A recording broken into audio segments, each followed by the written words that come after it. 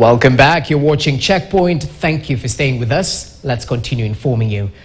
Officers have been arrested for taking bribes in Matu along the Garissa Highway in Machakos County. The special operation was undertaken by officers from the Ethics and Anti-Corruption Commission EACC. Those arrested include Inspector Deborah Ngila, Sergeant Christine Chebon, Constable Robert Kabiru and Rosemary Nyokabi. All were arrested on Saturday by the EACC officers. Ode Francis with the details. After the public and motorists along the Matu-Garissa highway complained of increasing cases of misconduct and bribery by the traffic police from the Matu police station, a sting operation was mounted to apprehend the suspects. All of them caught on camera taking bribes from private vehicles and long-distance transporters.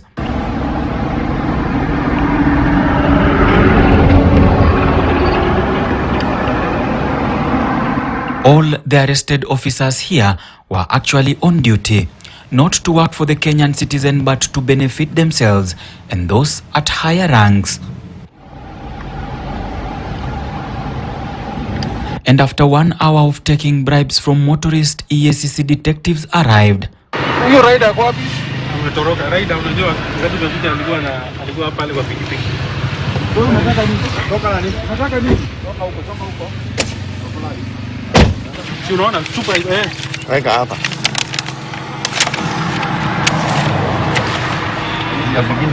Inspector Deborah Angila, the deputy commander of Matu police station, was arrested together with Sergeant Christine Chebon, Constable Robert Kabiru and Rosemary Nyokabi.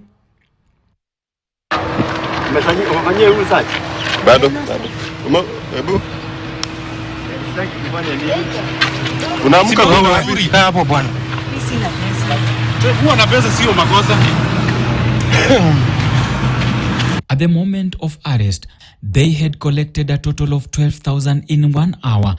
And if a police officer is given a bribe of 200 shillings for every car he stops, for example, stopping an average 200 cars, the officer collects 40,000 shillings per day. Per week, it means one traffic officer takes a bribe of 200,000 shillings, and that in a month, he benefits with 800,000 shillings.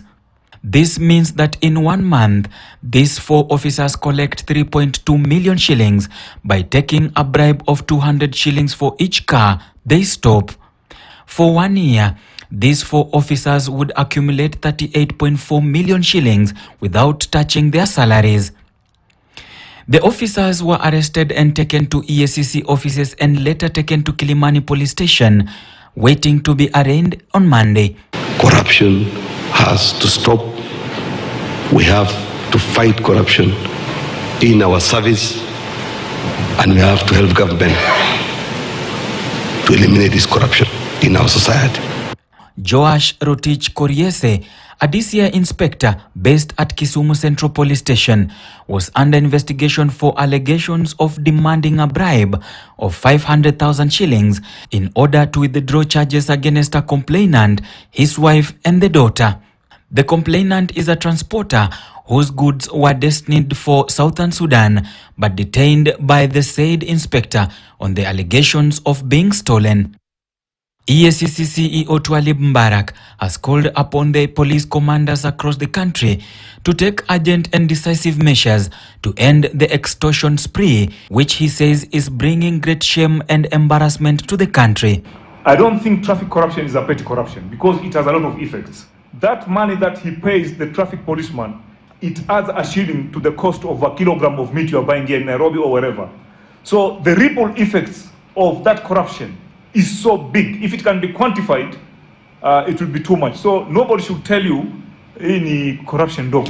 According to the recent survey by Transparency International, the Kenyan Police Department is the most corrupt state institution in the country, with 95% of Kenyans describing it as either corrupt or extremely corrupt. The survey also found that 77% of Kenyans had bribed a police officer within the last 12 months. Ode Francis, KTN News, Nairobi. Well, that particular situation puts the